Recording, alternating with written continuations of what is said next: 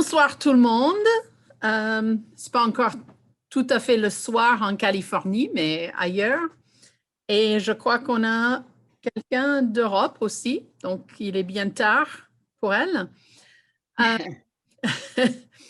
Euh, ceux d'entre vous qui me connaissent savent que je suis obsédée, si vous voulez, par la cuisine, que j'aime bien faire la cuisine, que j'aime bien faire des expériences culinaires. Euh, Normalement, en temps normaux, je fais assez souvent un atelier de 3 heures où je prépare un repas français, québécois, martiniquais pendant l'atelier où je parle de comment enseigner, approfondir l'enseignement de la cuisine et en même temps qu'on peut faire la cuisine dans la salle de classe, même si on n'a pas une cuisine normale. Donc, bon, je laisse ça juste pour votre information. Ce soir, on va parler du Québec. Dans les recettes québécoises, vous allez trouver les mesures françaises, c'est-à-dire les poids pour la farine, le sucre, etc., ou les grammes, les centilitres, les millilitres, etc. Mais en même temps, vous allez trouver des recettes québécoises où on fait l'adaptation des mesures américaines. Donc, une tasse, une cuillerée à soupe, bon, ça va, une cuillerée à thé ou une cuillerée à café, on voit les deux. Euh, et donc, tasse et cuillerée à thé, ce sont des mesures traduites ou adaptées de l'anglais qu'on trouve dans les recettes aussi bien que les mesures françaises. La cuisine, ça fait plusieurs années que je fais des recherches sur la cuisine québécoise et j'ai trouvé un livre. J'ai dit, chouette, je vais utiliser ce livre. C'est l'historique de la cuisine québécoise. Et finalement, j'ai été très déçue parce que ce n'était que des références qu'on trouvait dans les documents historiques à la cuisine française. Et donc, c'était comment les bonnes sœurs ou les habitants riches ou aisés ou éduqués ont essayé de faire venir, d'adapter et de toujours vivre selon la cuisine française du XVIIe, XVIIIe siècle. Ensuite, j'ai trouvé ce que vous avez dans la photo. C'est Histoire de la cuisine familiale du Québec. C'est une série de 5 volumes et celle à droite, il y a deux livres dans le volume. Donc, ça veut dire qu'il y a 6 gros livres où l'auteur, Michel Lambert, épluche vraiment tout ce qu'on peut savoir sur la cuisine québécoise. Le premier volume, c'est sur les apports des habitudes culinaires autochtones à la cuisine québécoise d'époque et d'aujourd'hui. Et c'est fascinant comment il analyse la migration des Premières Nations, les différentes familles de Premières Nations qui vivaient, ceux qui étaient sur le bord de la mer, du Saint-Laurent, des Grands Lacs, vivaient de la pêche. D'autres qui erraient, qui bougeaient plus dans les forêts, vivaient de viande, de gibier, de chasse. Et donc, c'est vraiment passionnant, à mon avis, comment il a ramassé toute cette information et comment il a partagé. Et lui, il vient de la région du Saguenay, c'est Michel Lambert. Peut-être qu'on pourra l'avoir comme intervenant si jamais on réussit à revenir à Trois-Rivières. L'influence, bien sûr, comme j'ai dit tout à l'heure, vous avez l'influence des cuisines régionales françaises selon l'origine des premiers habitants, des premiers immigrés, qui essayaient de retrouver, de recréer au Nouveau Monde les habitudes de leurs origines. Vous avez aussi des difficultés du climat. Par exemple, la saison de culture est très raccourcie comparée à l'Europe, à la France de l'époque ou aux régions plus au sud. Cela veut dire, l'effet de cela, c'est qu'au Québec, on cuisinait. Bon, bien sûr, les choses changent aujourd'hui avec les facilités de transport, etc. Mais à l'époque des premiers immigrés, on vivait beaucoup plus de porc que de bœuf. Et la raison pour cela est très simple, c'est qu'il faut beaucoup plus de graines pour nourrir une vache ou un bœuf que pour nourrir un cochon. Et puisque la saison de culture était raccourcie à cause du climat, il n'avait pas toujours assez de temps pour produire suffisamment de graines pour nourrir les grosses bêtes. Et donc, il utilisait surtout les cochons, le porc, le lard, le jambon, etc. L'influence des cuisines amérindiennes, comme j'ai dit, comment vivre de la terre, des plantes qu'on trouvait sur place. L'érable, c'est les premiers Amérindiens qui ont enseigné aux habitants à utiliser l'érable. La nécessité de conserver des aliments. Et déjà, les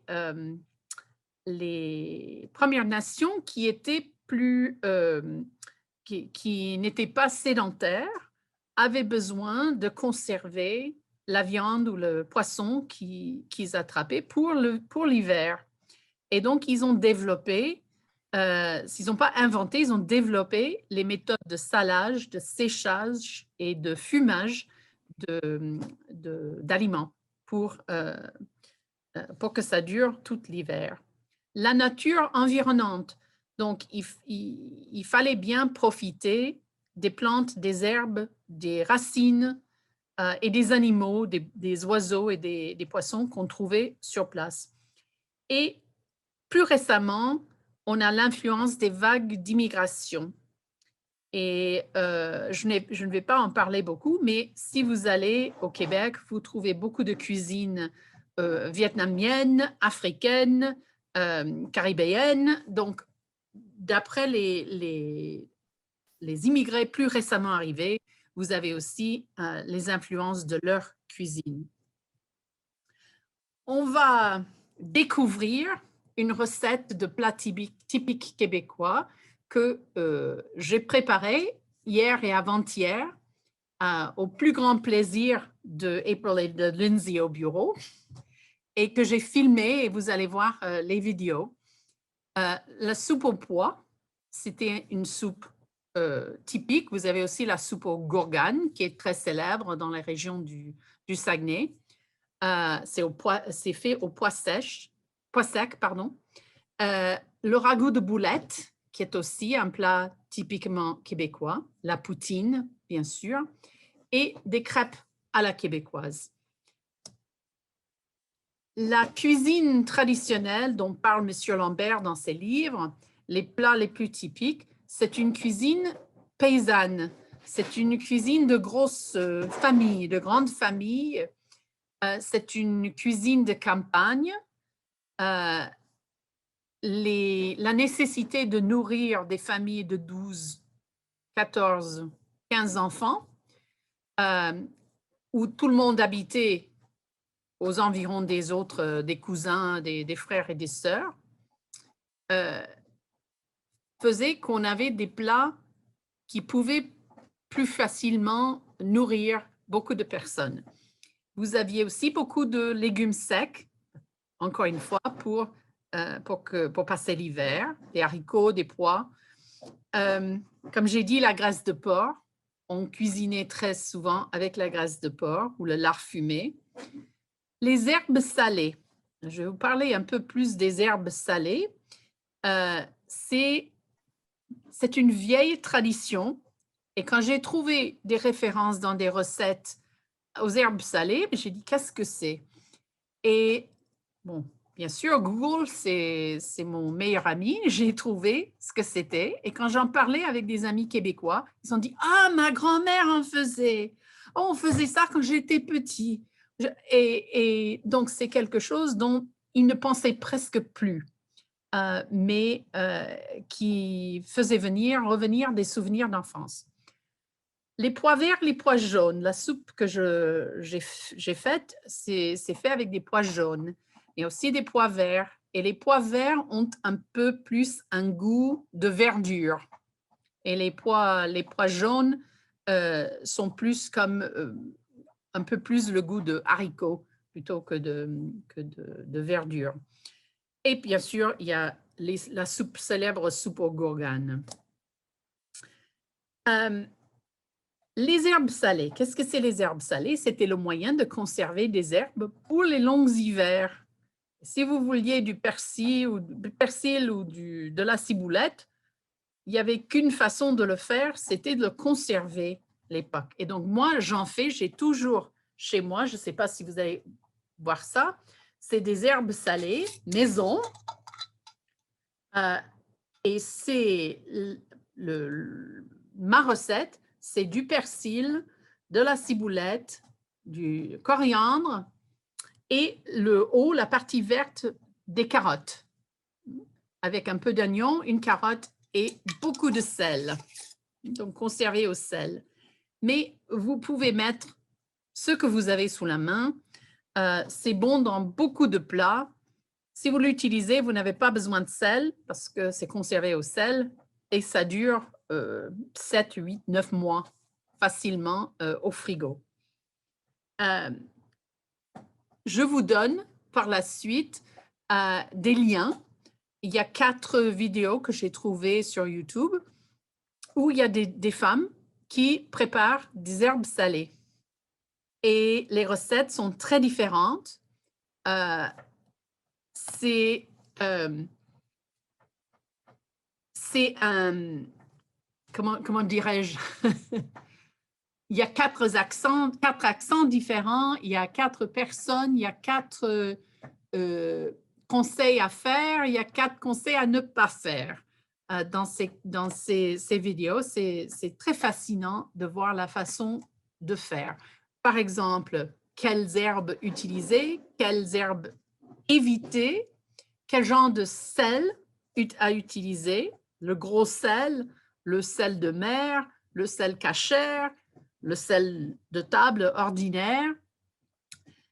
Est-ce qu'il faut tout mélanger ensemble? C'est ce que je préfère. Ou est-ce qu'il faut faire ça en couches dans un bocal?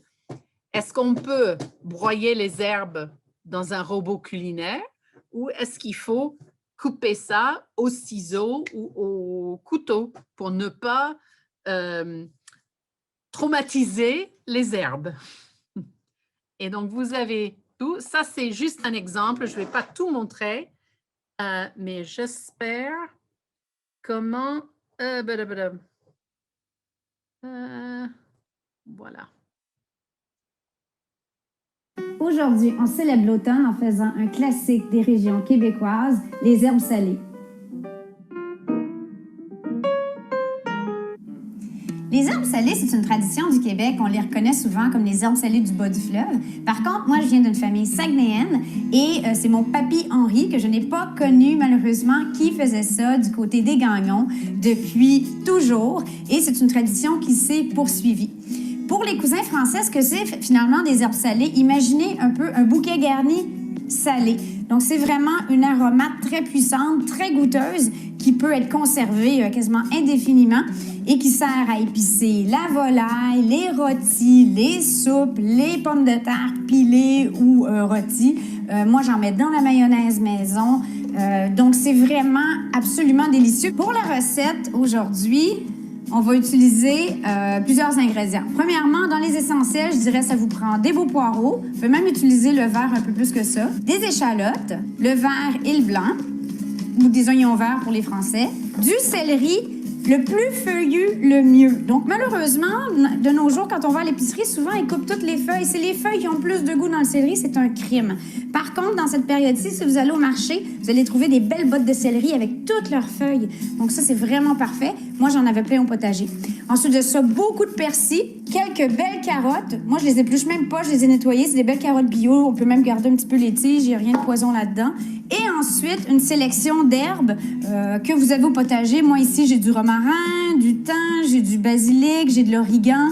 La sarriette est aussi un classique. Vous allez commencer par mettre tout ce que vous avez de légumes et d'herbes dans le robot. Vous voulez pas que ça vire en purée, vous voulez que... Donc, je ne vais pas tout jouer pour vous, mais vous pouvez regarder ça. C'est une des 4 vidéos, une des 4 versions. Ce sont en petits morceaux, on va vous montrer. Donc, je commence en faisant... Si j'arrive à l'arrêter et à avancer... Ah! Voilà. Chaque fois que j'appuyais pour avancer, ça redémarrait la vidéo. Donc, vous avez les 4 versions de composition d'herbes salées que vous pouvez étudier, essayer. Par exemple, je donne des idées d'activités. Quels sont les ingrédients? Parce que chacun utilise des herbes différentes. Ou quels ustensiles?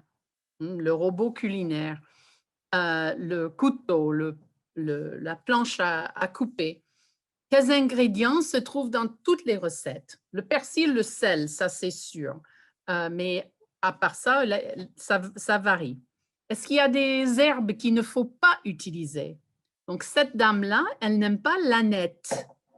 Elle dit que ça a goût d'herbe, mais elle aime le basilic. Il y a une autre qui dit à tout prix, il ne faut jamais mettre de basilic dans les herbes salées. Pourquoi mettre les carottes? Donc, il y a plusieurs raisons pour mettre des carottes. Et comment prépare-t-on les ingrédients et quelle partie utilise-t-on? On peut faire des expériences avec différentes herbes, avec différentes sortes de sel, etc. Donc, j'ai commencé avec les herbes salées parce qu'on va les utiliser dans la soupe au pois. Donc, les ingrédients, c'est facile. Un peu d'huile d'olive, 2 oignons, 2 branches de céleri, un peu d'ail, beaucoup d'ail même, des pois cassés secs, verts ou jaunes. Moi, j'utilise les jaunes. Des tasses de bouillon de poulet, mais dans les familles moins aisées, on pouvait facilement utiliser l'eau. Dans certaines des vidéos dont je vous donne les liens, ils font leur propre bouillon avec le jarret de porc. Et donc, ça, c'est aussi une possibilité. 4 tranches de lard fumé, une pomme de terre et 1,5 cuillerée à soupe d'herbes salées. Donc, je donne des images et ma soupe, on l'a réduite en purée. Mais là, vous avez encore des morceaux qui restent dans la soupe. Et ça, c'est au goût de chacun. Donc, ça, il n'y a pas de son. Donc, je vais commenter ma vidéo. Cette fois-ci, la première fois, je l'ai fait à la cocotte minute plutôt que la mijoteuse. Normalement, je fais mes soupes dans la mijoteuse et ça prend 3 heures. Ça a pris 30 minutes. Et ça a très bien marché. Donc, la recette écrite, c'est pour la mijoteuse. C'est facile. On commence avec un peu d'huile. Les ingrédients, j'ai mis beaucoup d'ail et les feuilles de laurier. Donc, le lard fumé qu'on fait sauter, c'est la fonction sauter. Donc, il y a le lard fumé. On ajoute un peu d'huile. Moins si vous avez du lard avec beaucoup de graisse. puis on ajoute 2 oignons. Et là, c'est d'assez gros morceaux. Si vous allez garder les morceaux, peut-être vous préféreriez les morceaux plus petits, mais parce que j'allais tout broyer, j'ai laissé les morceaux plus grands. Donc, céleri.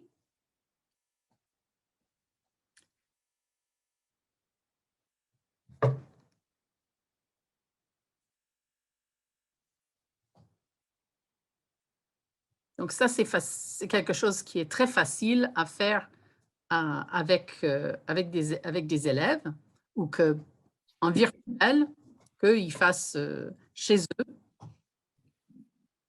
avec ce qu'ils ont.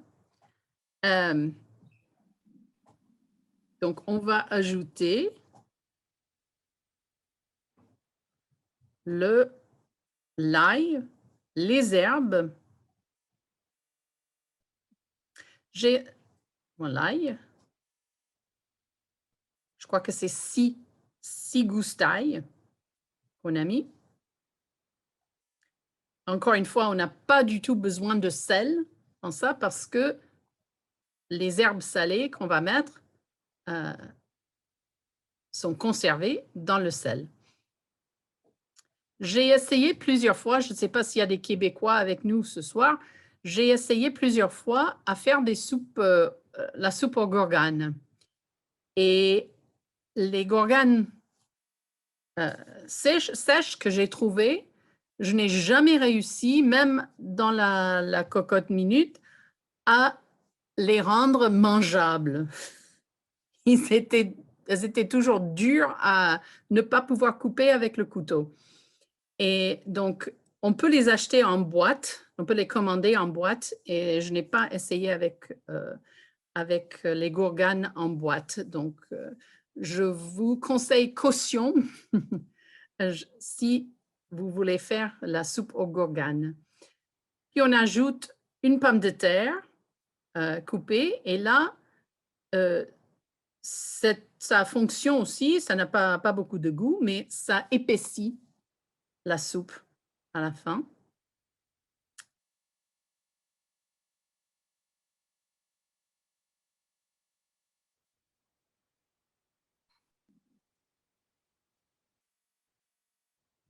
Deux feuilles de laurier et 3 tasses, si vous voulez, de bouillon de poulet.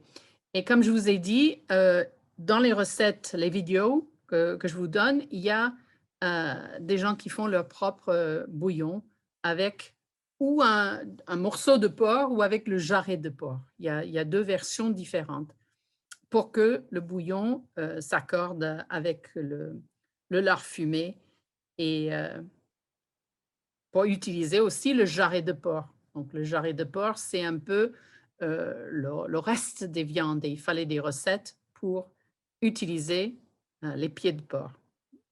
Donc, on ajoute les petits pois.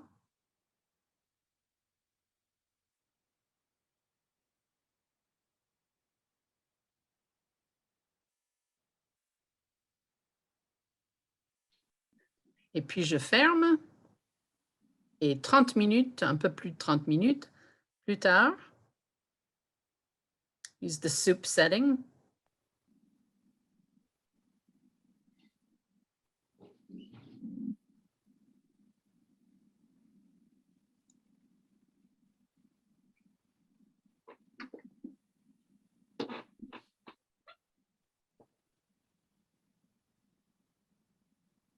Et là, j'ai ajouté, normalement, quand je fais une soupe, j'ajoute toujours de la crème fraîche ou une crème. Là, j'ai ajouté le reste du bouillon parce que c'est un peu, ça a bu, les légumes ont bu tout le liquide qui était là.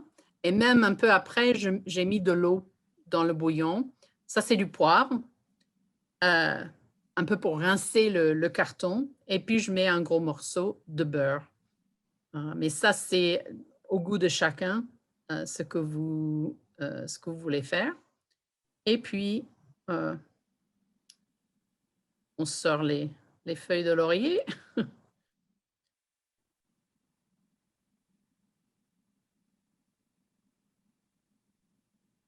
Et là, je pars à la recherche de l'autre feuille que j'étais sur le point d'abandonner la recherche pour l'autre feuille de laurier quand je l'ai trouvée.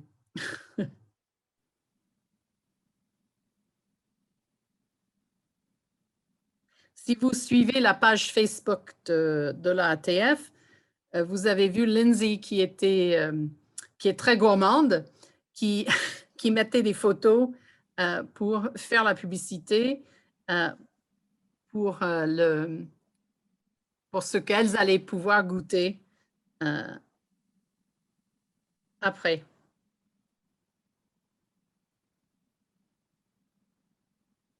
J'ai dit avec d'autres cuisines, vous pouvez faire, par exemple, la soupe à l'oignon. Ça marche très, très bien de la même façon. Là, c'est de l'eau. Donc, j'ai nettoyé, j'ai rincé un peu le carton avec de l'eau parce que c'est toujours très, très épais.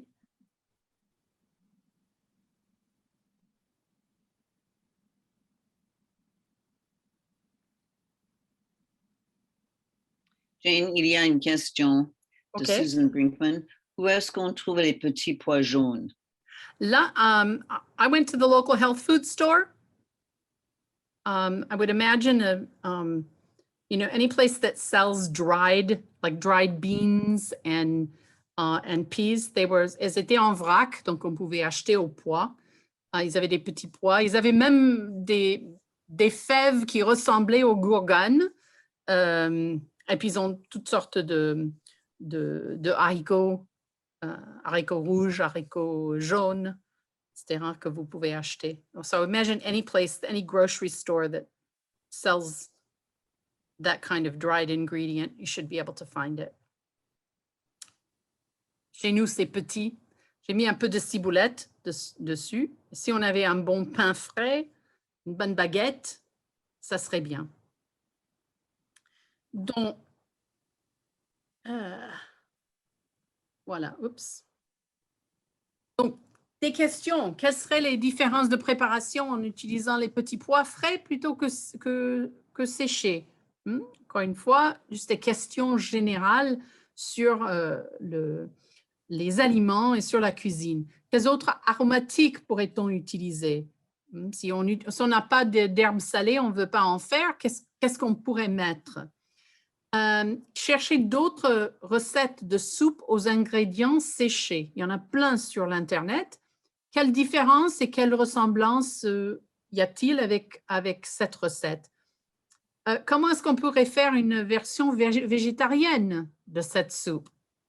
Et quelle est la différence entre les petits pois verts et les petits pois jaunes? Et comme j'ai dit, ils ont un peu plus de goût de verdure, les petits pois verts. Mais point de vue texture, c'est deux qualités différentes de petits pois.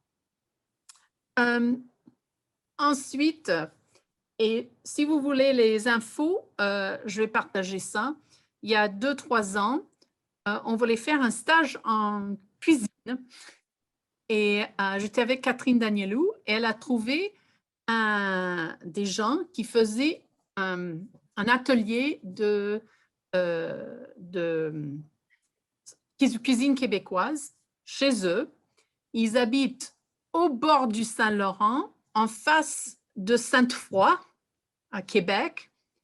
Et ils viennent tous les deux de familles québécoises. Et puis, c'était un bed and breakfast. Et donc, on a passé la nuit et c'était passionnant. Et c'est le ragoût de boulettes qu'elle nous a enseigné, que j'ai trafiqué un peu ce que je fais toujours avec des recettes. J'ai dit porc plutôt que le bœuf, mais des boulettes, on peut faire avec n'importe quelle viande hachée. On pourrait faire ça avec de l'orignal si vous êtes chasseur. Ou on peut faire ça avec de la dinde, du poulet, etc. On utilise des épices avec de la viande. Et ça, c'est une tradition très moyenâgeuse. La recette, il y a cannelle, muscade et girofle. Et finalement, c'est pour cela que Christophe Colomb est parti chercher l'Orient, chercher les Indes C'était pour trouver des épices. Et au Moyen Âge, on mettait ces épices dans les plats à la viande, souvent, très souvent, pour cacher que la viande était plutôt pourrie. La farine grillée, dont je vais parler aussi, et on peut, comme liquide, utiliser l'eau, un bouillon maison. C'est vraiment selon les habitudes de chacun. La farine grillée, qu'est-ce que c'est la farine grillée? C'est très facile à faire. Vous mettez de la farine dans une poêle sèche, de préférence en fonte, cast iron, et sur le feu, vous chauffez en remuant jusqu'à ce que la farine prenne une couleur dorée. Et on trouve cela souvent dans les recettes traditionnelles québécoises, mais apparemment, on m'a dit, on trouve ça dans la cuisine cajun, dans les jambalaya, etc. Donc, c'est quelque chose qu'on trouve en Louisiane aussi. Mais en faisant griller la farine, ça le fait perdre ses qualités épaississantes. Donc, il faut utiliser davantage de farine grillée que de farine blanche. Les ingrédients dans le ragoût, un peu d'huile et de beurre pour faire dorer les boulettes, un oignon, une livre de porc haché et de veau haché. Moi, je n'ai pas trouvé de veau, donc dans ma démonstration, c'est porc et dinde. Muscade, cannelle et clous de girofle, des herbes salées, le liquide, bouillon ou eau, poivre et une demi-tasse ou plus de farine grillée.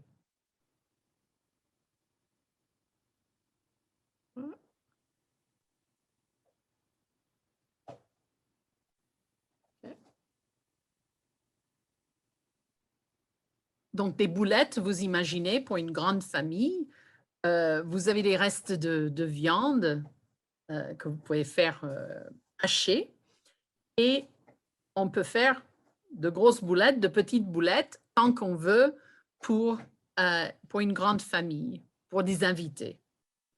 Avec le bouillon avec des pommes de terre, du riz, des pâtes et du pain, ça donne un plat extensible, si vous voulez, un plat qu'on pourrait facilement agrandir pour servir un grand nombre de personnes. Donc, ça, c'est cannelle, muscade et girofle. Il faut faire très attention aux girofles parce que ça a un goût beaucoup plus fort que la cannelle et la muscade. Et donc, si vous en avez trop, la première fois que j'en ai fait, j'ai mis trop de girofle et c'était pas à mon goût. Les oignons, encore une fois, là, on peut les hacher plus finement que ça, mais c'est au goût de chacun. Moi, j'aime bien avoir des morceaux identifiables dans mes boulettes. Encore une fois, des herbes salées. On n'a pas besoin d'œufs pour cela. Et donc, je fais fondre dans la poêle un peu de beurre et d'huile. Un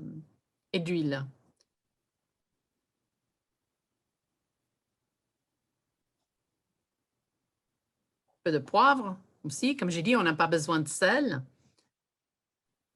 Et la meilleure façon de faire des boulettes, c'est à la main, bien sûr. Et là, c'est la farine grillée. Donc, voilà, c'est une farine blanche normale, grillée à la poêle. Et dans les vidéos dont je vous donne les liens, vous avez des boulettes qui sont trempées dans la farine avant de les faire dorer. Il y en a d'autres qui ne le mettent que pour épaissir la sauce à la fin. Et il y en a qui n'utilisent pas du tout la farine grillée. Mais ça donne un goût un peu plus développé à la sauce. Oui, un morceau de carotte qui a échappé de mes herbes salées.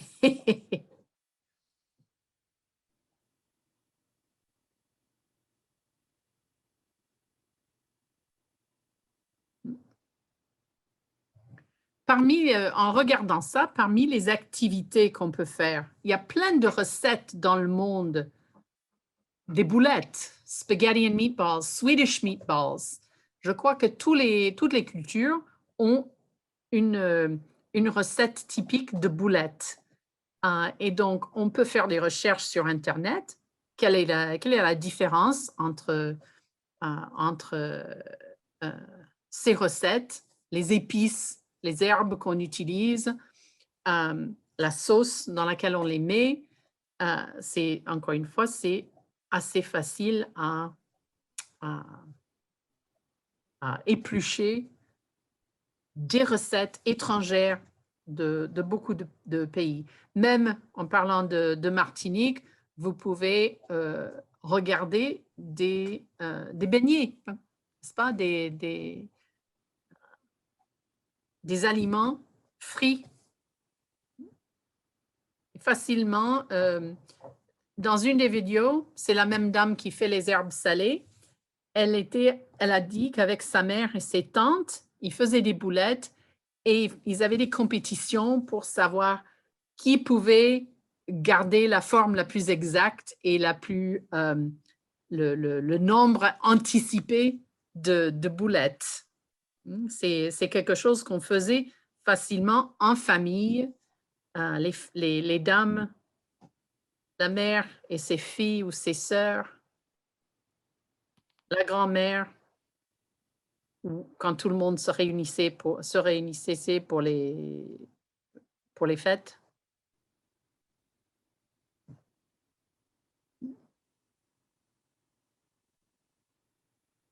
Donc, on fait griller les boulettes. On n'a pas besoin de les faire cuire complètement parce qu'on met le bouillon après et on les trempe. Ils sont cuits à la vapeur, finalement. Dans les vidéos, vous avez différents conseils. Il y a une personne qui dit qu'on peut les faire cuire les boulettes au four avant de les mettre dans le bouillon. Il y en a d'autres qui les mettent directement dans le bouillon sans les faire dorer. Donc, c'est comme dans les recettes, toutes les recettes familiales, il y a des habitudes chez les uns et chez les autres pour les traditions, les plats traditionnels qu'on mangeait.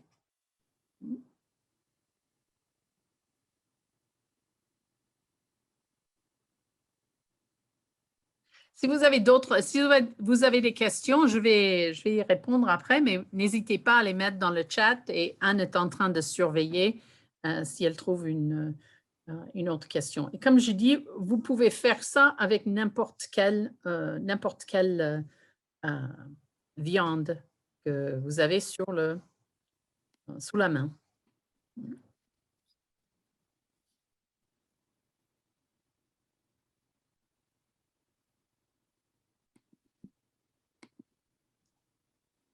Donc, on les retourne. Vous voyez déjà, le fond est doré.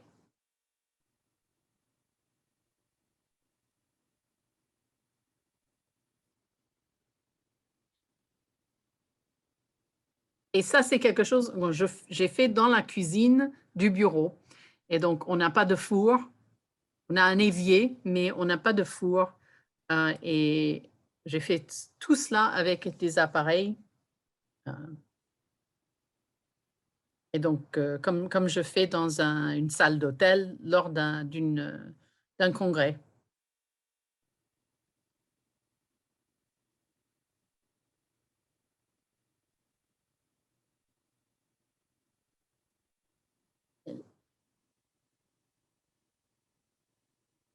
Et puis après, on met le liquide. Puis j'ai dû amener le plat dans une autre partie du bureau parce que j'ai fait sauter le power strip en mettant la friteuse que vous voyez là et la poêle. Et puis, on laisse, ça prend une demi-heure. Donc, le temps de faire les boulettes, on met le liquide et puis on le fait mijoter pendant une demi-heure.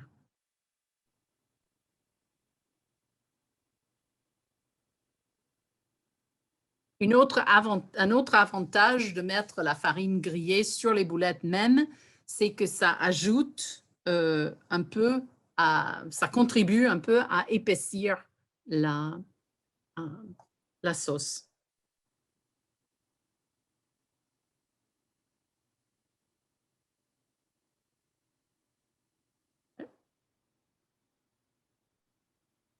Après une demi-heure, quand j'ai ouvert j'ai enlevé le couvercle, il n'y restait presque plus de liquide. Donc, j'ai dans ma main une boîte de farine grillée que j'allais mettre avec de l'eau pour épaissir la sauce. Mais puisque la plupart du liquide a évaporé, je n'ai rien ajouté. Mais j'aurais pu ajouter un peu de bouillon ou un peu d'eau pour faire une sauce. Et voilà, vous avez 4 versions des boulettes de ragoût de boulettes. La dernière, j'ai mis de la bière parce que c'est très amusant, mais si vous êtes à l'université, vous pouvez le faire. Il y a 2 jeunes hommes qui se rencontrent dans une épicerie. Et il a faim, un des jeunes hommes, il a faim et il est en train d'acheter du ragoût de boulettes en boîte de conserve et des bières. Et son copain lui dit, mais non, tu ne vas pas manger ça, je vais te montrer comment préparer un bon ragoût de boulettes. Et puis, vous avez la démonstration culinaire dans leur appartement. Donc, c'est assez amusant à regarder, même si vous ne pouvez pas l'utiliser en classe. Donc, quelques images avec des pommes de terre, des betteraves ou dans la casserole avec un peu plus de sauce. Donc, question, analyse des ingrédients, des ustensiles, quelle préparation prendra le plus de temps, servira le plus grand nombre de personnes, des étapes, on peut diviser la recette en étapes, quelle serait la différence avec le ragoût fait maison et en boîte, et puis d'autres recettes dans le monde de boulettes. La poutine, comme vous savez, la poutine, c'est un de ces plats réconfortants, traditionnels, qui peut être délicieux quand c'est fait avec des ingrédients frais et bien faits, ou ça peut être un plat de McDo. Et comme macaroni and cheese, c'est chez nous, comme n'importe quel plat typiquement réconfortant de n'importe quel pays. Des frites, l'importance des frites, on va voir ça, des grains de fromage, une sauce brune, et puis les variantes que vous avez pu trouver lors des voyages au Québec. La sauce brune, ça c'est la meilleure que j'ai trouvée. Vous verrez la dame qui le fait. Il y a 4 versions aussi. La dame qui fait plus ou moins cette recette, c'est une franco-ontarienne. Et les grains de fromage, elle appelle ça des crottes de fromage. Donc, c'est un peu sa recette à elle. Et vous verrez ça. Bien sûr, la meilleure façon de faire une poutine, c'est avec la sauce venant d'un rôti de bœuf, avec les restes d'un rôti de bœuf. Ça, c'est la meilleure chose. Mais si vous ne l'avez pas, vous pouvez trouver en commerce la sauce en boîte, sauce poutine en boîte, des sachets à mettre avec de l'eau pour faire une sauce poutine, ou même, comme je montre dans cette expérience, comment faire cette sauce brune qui est meilleure, je crois, que la sauce en boîte. Donc, je fais chauffer un peu d'huile Je vais peut-être pas tout montrer, mais vous pouvez voir après. Un peu d'huile.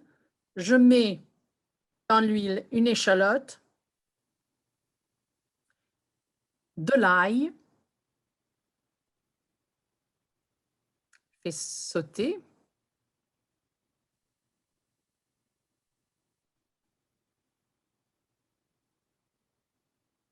Il y avait tous les bruits du bureau qu'on a enlevés, mais ça aurait été bien parce que vous entendez l'échalote rissoler dans l'huile. Mais il y a des coups de téléphone, il y a le facteur qui frappe à la porte, donc on a enlevé le son. L'ail, et il faut faire attention que l'ail ne brûle pas.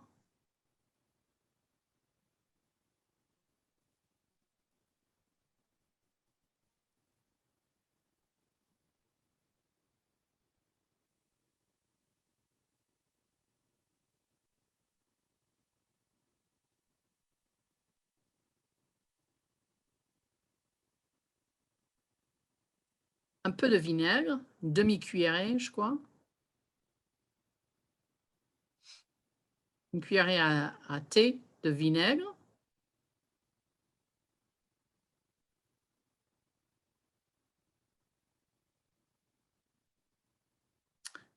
Une cuillerée à soupe de Worcestershire sauce, sauce Worcestershire. Et puis un quart de tasse de ketchup.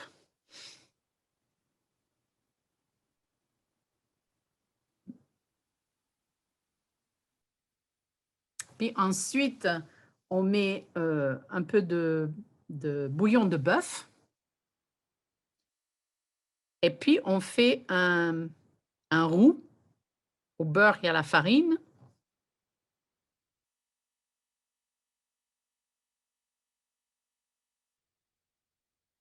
Encore une fois, avec cette vidéo et la recette, on pourrait utiliser ça avec des élèves et leur demander de commenter. Ils étudient des recettes et puis ils font la narration de ce qui se passe avec les quantités, avec le temps, etc., avec les températures. Donc ça, c'est du bouillon de bœuf qu'on fait bouillir. Je vais sauter un petit peu.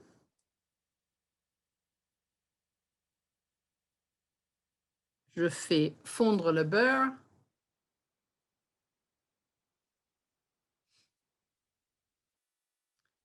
On met la farine dedans. Et puis, on le reverse dans la sauce pour l'épaissir. Il y a trois cuillerées à soupe de beurre et de farine. Et puis, on va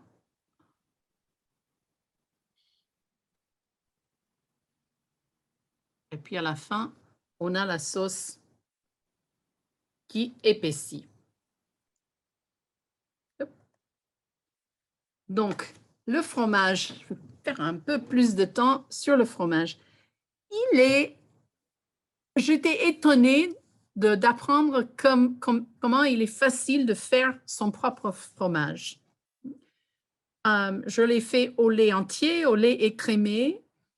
J'ai commandé divers kits sur Amazon pour faire le fromage. Et puis, il faut un bon thermomètre numérique. Dans les kits, vous avez le chlorure de calcium, donc une demi-cuillerée à thé avec 1 gallon de lait. Il faut garder la température à 86 degrés, plus ou moins. Et puis, on a une culture d'amorçage mésophile, mesophilic starter, that's the way they call it in English. On le met sur le lait. Et puis, ensuite, les kits viennent avec une tablette de présure. Et on l'écrase, on le met dans de l'eau distillée, et puis voilà un kit, Squeaky Cheese Curds Kit. Et donc, c'est les différents ingrédients. Et puis, il y a un sel très, très, très fin. Donc, j'ai mis le gallon de lait.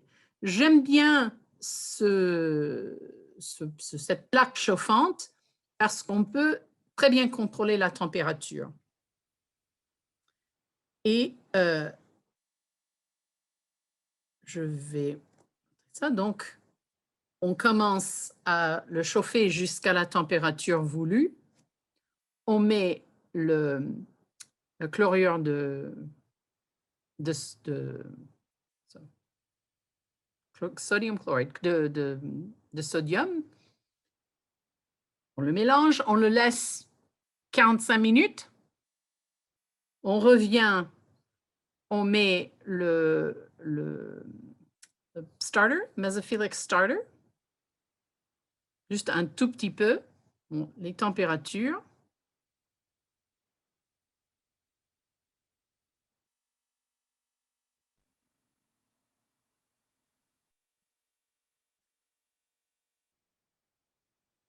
Vous voyez à gauche la toute petite boîte de cette poudre. Et vous en avez assez pour faire, je ne sais pas combien de gallons de lait.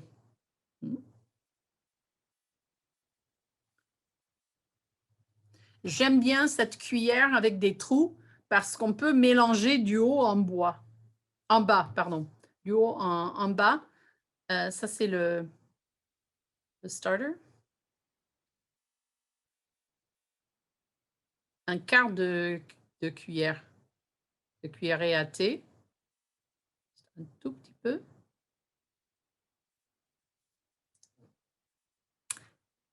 Et puis, on met après la présure. Puis, on le laisse 45 minutes. Donc, il faut attendre 45 minutes, puis 30 minutes, pardon. Et couvert en gardant la température. Donc, il faut surveiller la température pour que ça reste toujours dans les 5 degrés, autour de 86 degrés Fahrenheit.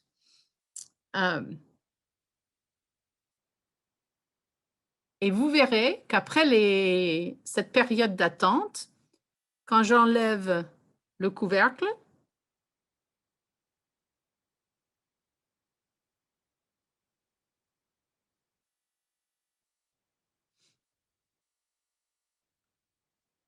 que ça devient un peu comme la gélatine. Hop, non, ça c'est le dernier ajout. Pardon, il faut que je... Hop. Vous voyez, ça devient un peu comme la gélatine. Et à ce moment-là, on le coupe. Vous avez vu peut-être dans les vidéos dans les fromageries, ils utilisent des fils pour couper, pour faire cette première coupe. Et pretty soon, we're going to have curds and whey. And I forgot to look up the words. And as you smooth it, again, it starts to give off the liquid. And breaks into pieces. Puis le reste, c'est une question d'attente et de pression. Donc, c'est un passoire avec de l'étamine et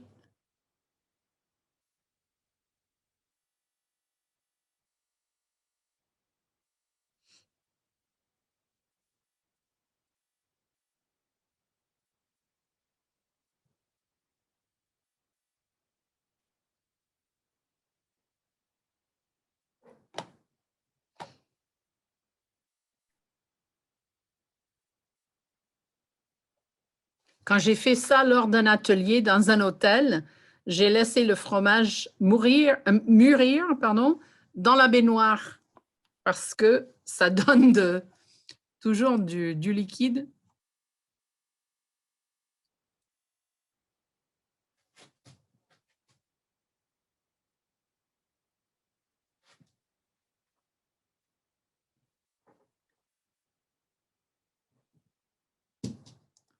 voyez le...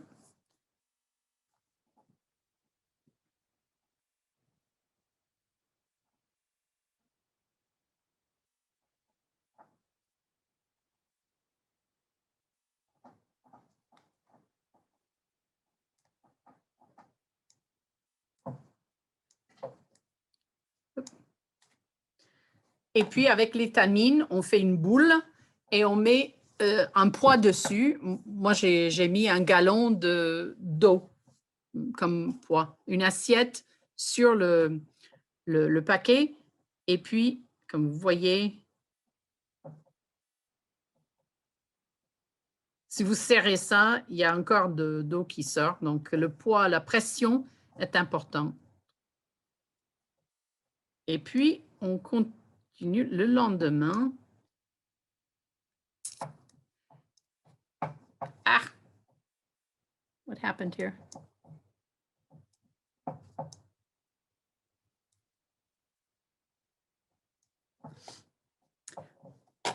You might wonder,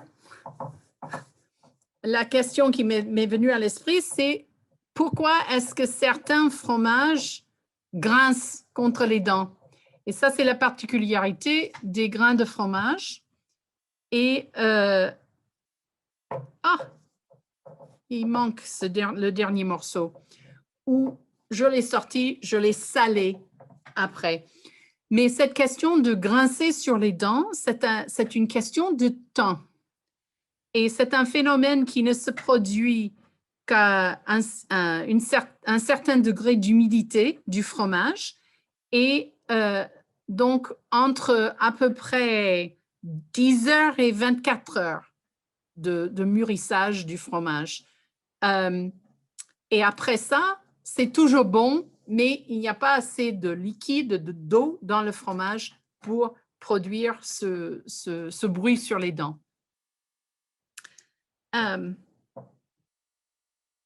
Et donc, la poutine, qu'est-ce qui fait une bonne poutine? C'est des frites croustillantes, des morceaux de fromage qui grincent contre les dents et une bonne sauce. Et vous avez, là, vous avez les textures, les températures, les effets qui rendent ce plat très réconfortant, à mon avis.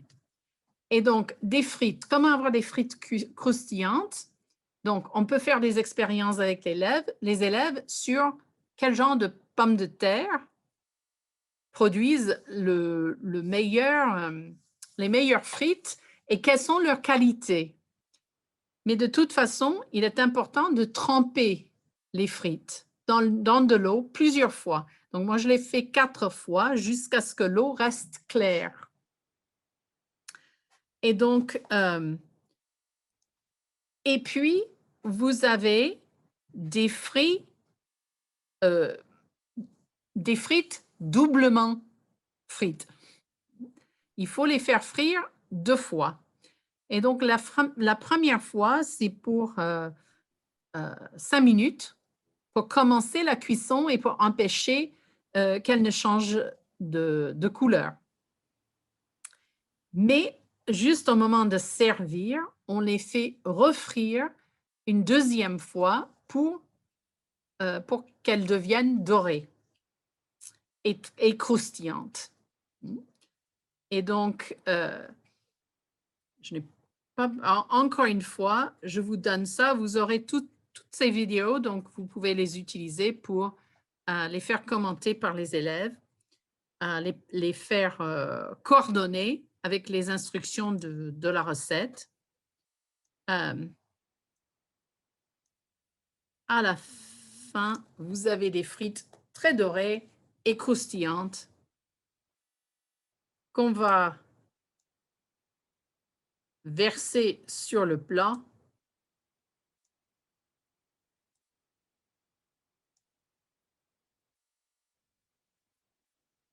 Essuyer un peu sur du papier, des serviettes en papier.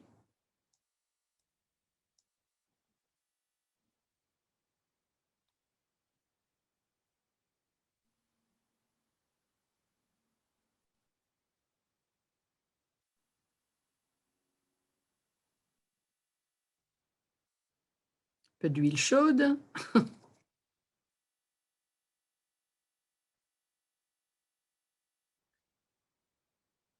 Un peu de sel sur les frites. Je vous dis, ça, c'est 3 grosses pommes de terre. Il n'en restait plus, il n'en restait plus. Quand nous 3, on a fini avec notre poutine. Le fromage, les grains de fromage maison.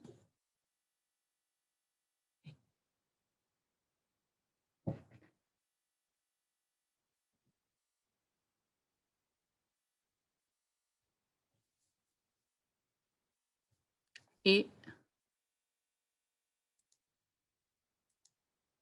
la sauce.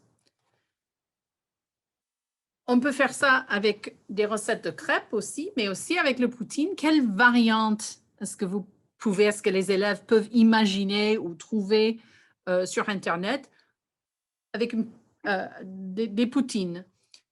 Moi, j'ai mangé dans un restaurant une poutine avec de la viande, avec du barbecue dessus, de viande de bœuf.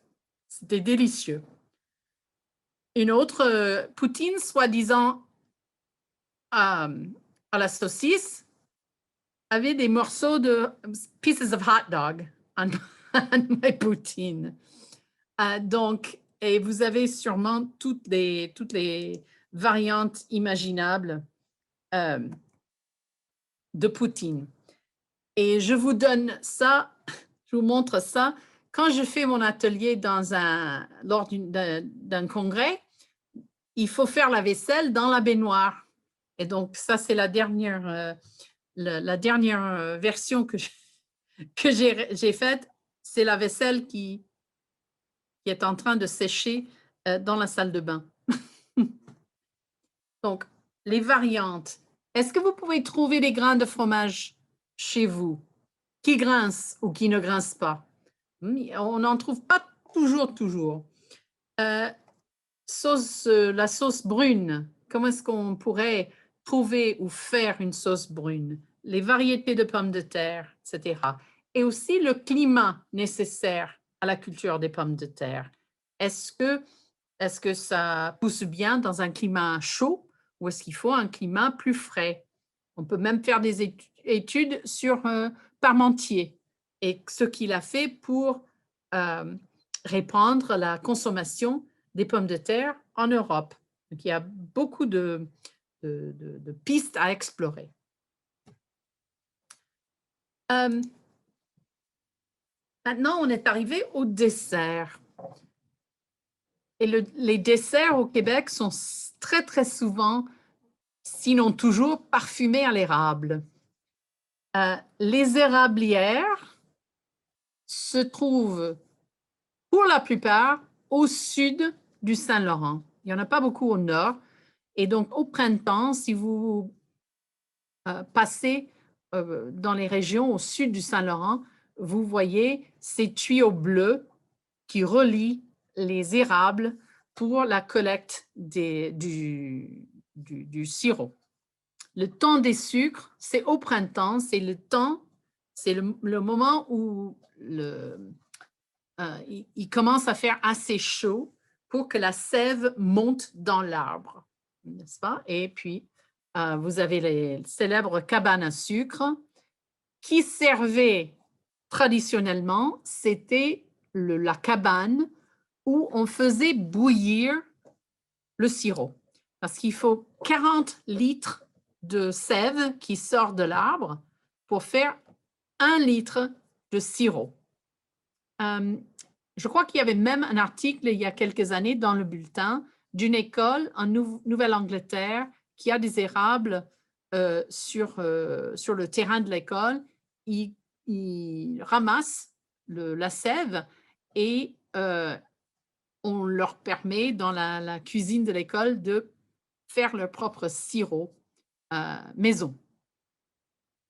La tire, donc si vous n'en avez pas mangé, la tire, c'est le sirop d'érable, c'est un bonbon au sirop d'érable. C'est le sirop bouilli jusqu'au grand cassé, hard crack, et puis on le fait on fait des fils dans la neige et ça durcit et ça devient un bonbon à l'érable pour les enfants. Il y a plusieurs catégories pour classer les différentes versions d'érable qui vont du moins foncé, qui ont un goût moins fort, jusqu'au plus foncé. Les catégories, les Canadiens et les Américains ont des systèmes différents, mais en général, je crois que d'un côté, c'est A, B, C, D, E, de l'autre côté, c'est 1, 2, 3, 4. Mais on les juge sur leur couleur, la quantité de lumière qui passe, donc qui influence la couleur, et le taux en sucre du sirop. Et on trouve divers produits.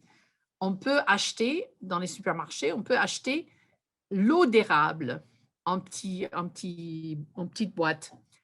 Moi, je n'aime pas du tout cette eau d'érable. C'est une eau légèrement sucrée, sans beaucoup de goût.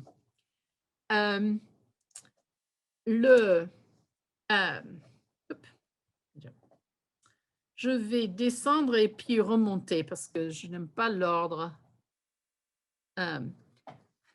Vous avez une société qui évalue, juge les sirops d'érable et ils ont inventé cette roue que j'aime bien, c'est la roue des flaveurs de l'érable. Et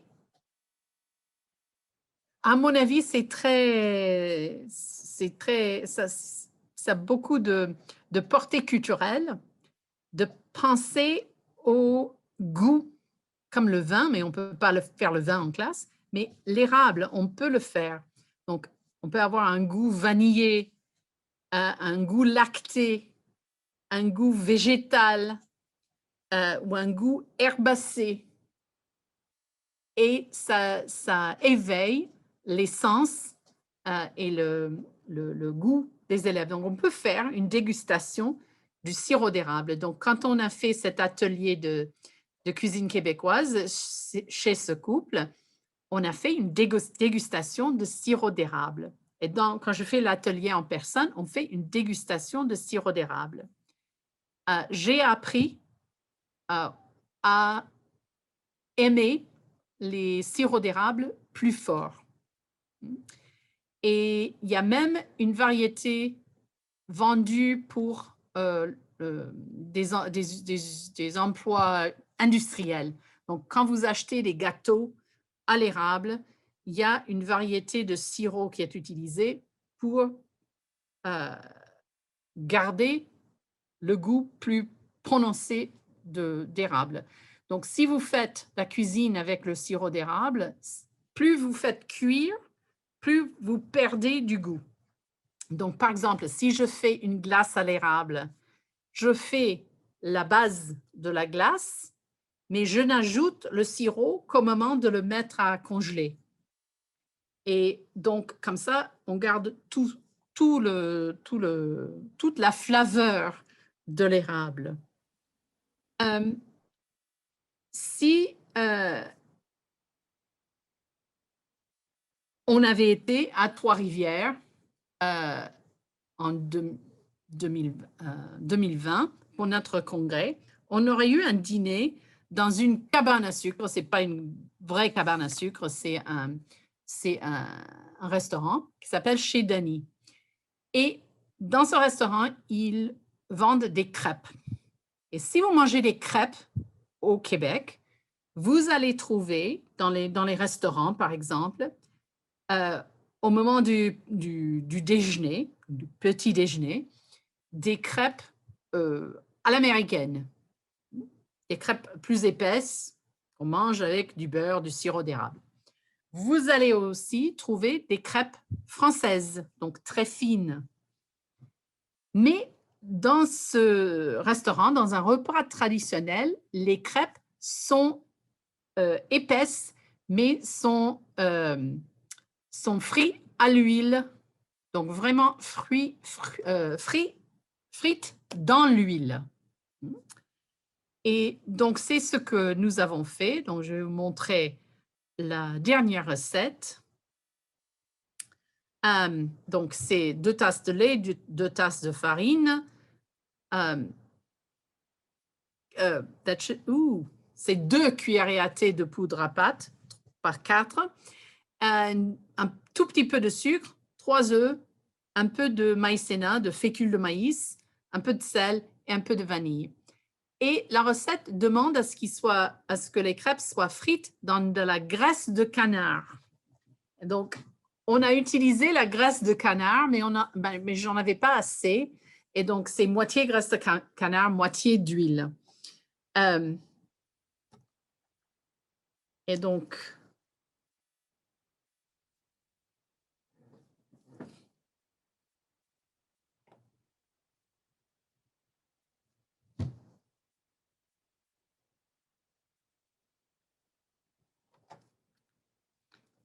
les 3 œufs.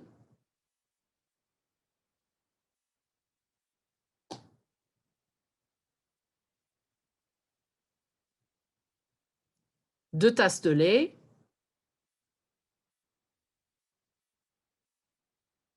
Et un peu de vanille.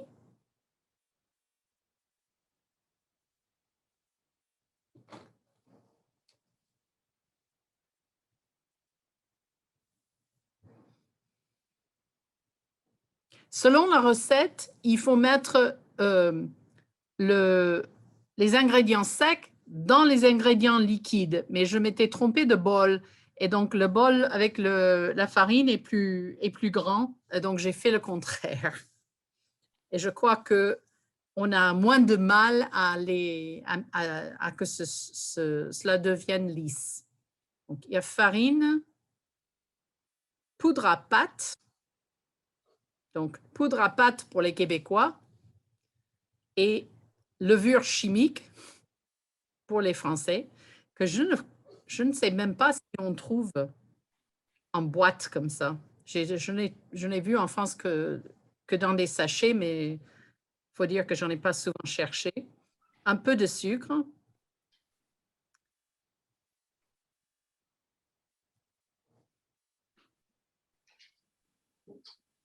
Un peu de sel. Et une cuillerée à table de fécule de maïs ou maïzena. Maïzena, c'est le nom de la marque.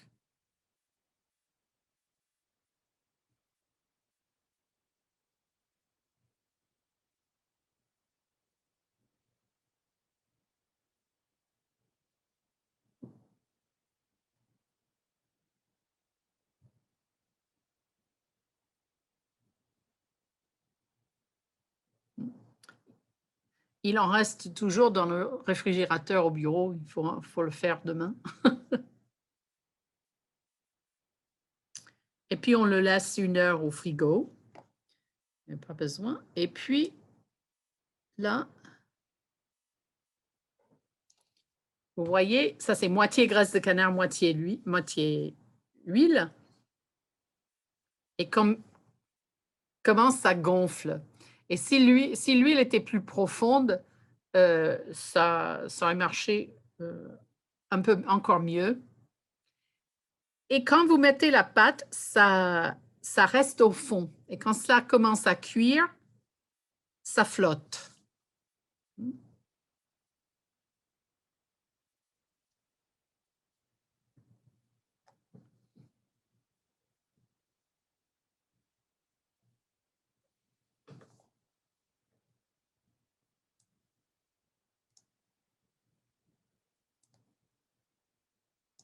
On les retourne.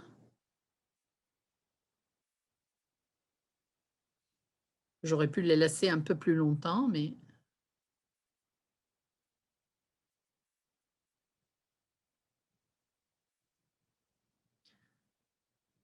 finalement, il n'y a pas énormément de différence avec les churros ou funnel cakes. C'est le concept est le même. C'est quelques différences dans les ingrédients et comment on les mange et la forme.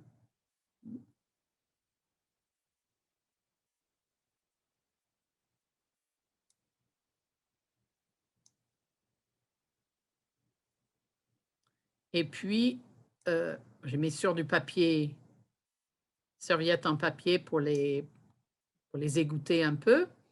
Et puis, c'est un sirop d'érable venu du Québec. Escumiac, c'est la marque. Et je ne sais pas si à la fin, j'ai... Vous voyez là, il reste au fond. Et là, celle en haut à gauche commence à se décoller.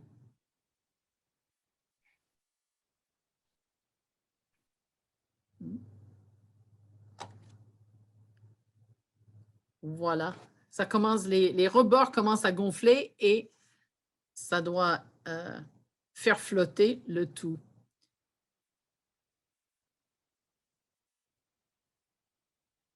Voilà le sirop escumiac, mais sur une assiette avec un bon sirop d'érable foncé. Et ça fait un dessert délicieux. Encore une fois, très facile à faire. Donc, encore une fois, je vous donne un exemple, 3 ou 4 exemples pour presque toutes les recettes. On peut les analyser de façon grammaticale, vocabulaire, etc. On peut faire des démonstrations, on peut faire des narrations avec mes vidéos, mais même avec les vidéos que vous trouvez en ligne, où on enlève le son, on le met sur muet. Et comme j'ai dit, avec ces plats familiaux, vous avez beaucoup de variantes très, très intéressantes dans les habitudes de chaque famille. Il y a certains plats traditionnels qu'on mange pour des fêtes, n'est-ce pas? On peut chercher d'autres exemples de ces mêmes recettes et puis faire des comparaisons. S'il s'agit d'une grand-mère amateur ou d'un chef de cuisine professionnel. Est-ce qu'on parle de la famille dans la recette? On peut trouver des... comment on appelle ça? Le pudding chômeur, par exemple. Il y a énormément de variétés de pudding chômeur et de personnes qui montrent la recette.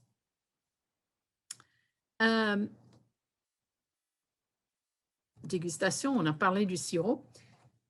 Des expressions culinaires. Si vous avez étudié la cuisine, les expressions françaises, vous trouverez des différences avec les Québec. Une de mes vidéos préférées, c'est une Française qui est rentrée chez elle. Elle a découvert la poutine et elle est rentrée chez elle et elle voulait faire partager sa découverte avec ses amis. Et quand j'ai dit avec la poutine que vous pouvez avoir de grands plats de poutine délicieux ou des choses qui sont du genre chez McDo, chez les fast-food. Et cette fille, elle a fait la vidéo pour montrer comment faire la poutine. La sauce, elle a fait avec des cubes de bouillon, de magie. Beef bouillon cubes in water. Ça, c'était sa sauce. Pas épaissie, pas parfumée, avec des échalotes, rien. Ses frites étaient des frites congelées qu'elle a fait réchauffer au four. Et le fromage qu'elle a utilisé, c'était des tranches de fromage enveloppées individuellement en plastique. Et j'ai dit, si elle a fait goûter cela à ses amis, ils n'auraient jamais cru que c'était le plat national du Québec. C'est vraiment... it's in the eye of the beholder, I guess. Et on peut imaginer cela. Il y a longtemps, j'ai fait ça avec une classe de de culture.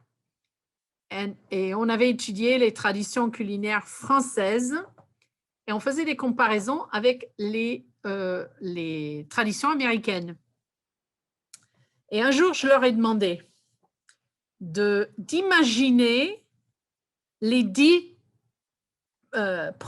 plats qui dégoûteraient le plus, plats américains qui dégoûteraient le plus un Français, et les 10 plats français qui dégoûteraient le plus un Américain.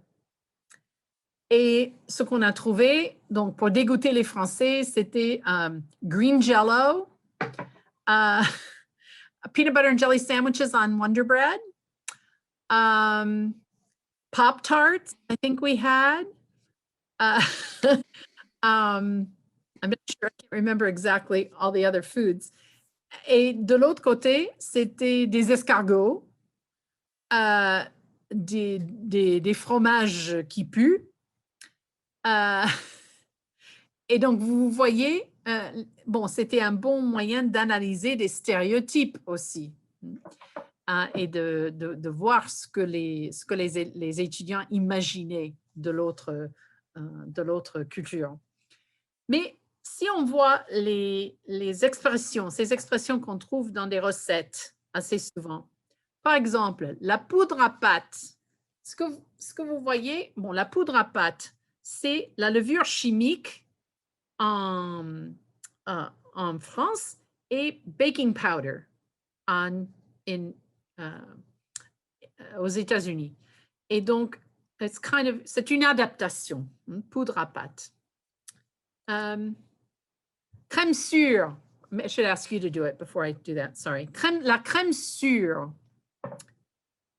Right? En France, c'est la crème aigre. Et aux États-Unis, it's sour cream. So I've taken sour and made it sûre. La crème sûre, and then aigre, of course, en France.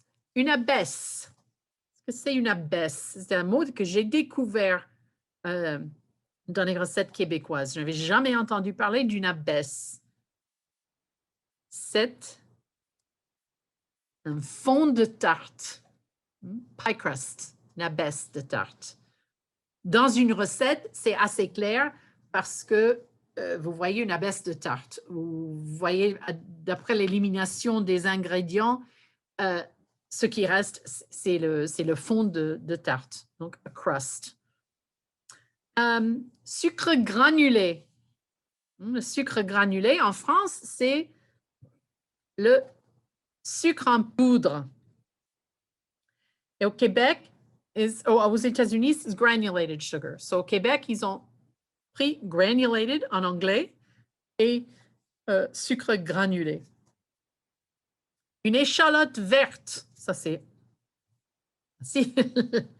Une échalote est un oignon vert, donc avec les tiges vertes, or a green onion. Échalote. Whereas an échalote, often if you look up the word échalote is a shallot, which is a completely different beast. Fécule de maïs. Le fécule de maïs, on a vu qu'en France, on appelle ça par le nom de la marque, qui est Maïzena. Mais vous le voyez des fois sur les mesures. Et aux États-Unis, is cornstarch, maïs, cornstarch. La crème fouettée. What to say? La crème fouettée au Québec, ou en France, pardon. En France, c'est la crème chantilly, bien sûr. Et au Québec, en anglais, c'est whipped cream. Fouetté, whipped. Fromage à la crème. Fromage à la crème. En France, on appelle ça le fromage à tartiner. C'est ces fromages comme la vache qui rit, qui sont très facilement utilisés sur des tartines. Et en anglais, on dirait cream cheese, which is again not quite exactly the same thing because it's not packaged and sold the same way. But That's kind of the closest you can get. Yeah. La crème champêtre. La crème champêtre, en France, on appelle ça la crème fraîche. Et la crème fraîche is the part of the cream that the pure part of the cream. It hasn't been separated in any way. Whereas then you can take les microbes, les bactéries de la crème pour faire la crème liquide, la crème whipping cream, n'est-ce pas? Or you can make sour cream out of it, which is avec les bactéries. Si vous ne trouvez pas de crème fraîche au supermarché, vous pouvez faire un substitut en mélangeant la whipping cream and sour cream. Equal parts of whipping cream and sour cream at room temperature till it's smooth, refrigerated, et ça a le même goût, presque, pas toujours le même goût, mais ça a la consistance et à peu près le goût de la crème fraîche. Et l'avantage, c'est que vous pouvez cuisiner, vous pouvez faire des sauces avec sour cream. You can cook with it and it doesn't curdle. You try to cook with whipping cream, it will curdle. Et si vous faites le mélange, vous pouvez faire ça facilement, cuisiner, mettre ça dans des soupes, etc. Le sucre glacé, bien sûr, ce qui reste, en France, c'est le sucre glace, and we would call it powdered sugar. Donc, ça, c'est intéressant de voir dans les recettes, non seulement ces différences de vocabulaire, mais aussi ces différences de mesure, avec tasse et cuillère à thé. Donc, je vous invite, je vous encourage, quand on sera encore en présence avec les élèves, de faire davantage de cuisine, d'approfondir le contexte, parce qu'on peut étudier tous les aspects de la culture en partant de la cuisine. L'économie, l'histoire, la nature, l'écologie, les fêtes, la famille, parce que beaucoup de plats sont des plats mangés en famille. Faire le lien avec d'autres matières, avec l'écologie, le transport, l'économie. Traiter les normes nationales, toucher les sens. Et comme j'ai dit, c'était dommage qu'on a enlevé le son parce que vous n'avez pas le son par exemple, des oignons qui crépitent dans l'huile ou par exemple, la pression qui sort de la cocotte au moment de finir la soupe. Et vous trouverez toute une série d'activités basées sur les vidéos suggérées. En cliquant ici, je ne vais pas vous les montrer maintenant. C'est un Word document avec plein d'activités, de vocabulaire, de suggestions, des tableaux, par exemple, pour analyser les vidéos. Et je vous donne quelques sites de recettes québécoises qui ce sont des recettes traditionnelles souvent, mais aussi des recettes inventées par les différentes personnes qui les présentent. Et là, c'est encore un lien vers les activités sur la cuisine. C'est plus ou moins ce que j'ai à dire. J'espère que je vous ai donné faim. Je n'ai pas mangé ce soir encore, donc maintenant j'ai faim. Est-ce que vous avez des questions? Et je crois que j'ai dit, mais ce sont il y a des activités, des éléments qu'on peut faire avec les élèves en virtuel aussi, même si vous n'êtes pas en présence des élèves encore.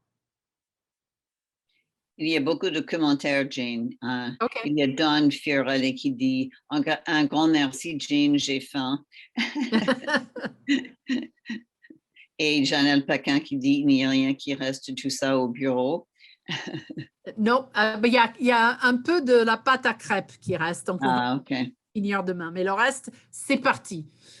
Et tout le monde dit merci beaucoup, merci bien. Bravo pour la présentation. Tout le monde a beaucoup apprécié. Donc, bon, bonne soirée. On a fini un peu tôt, mais c'est tard pour ceux sur la côte Est. Et donc, bonne continuation et à la prochaine. Merci beaucoup, Jane. Merci. Merci tout le monde. Au revoir. See you.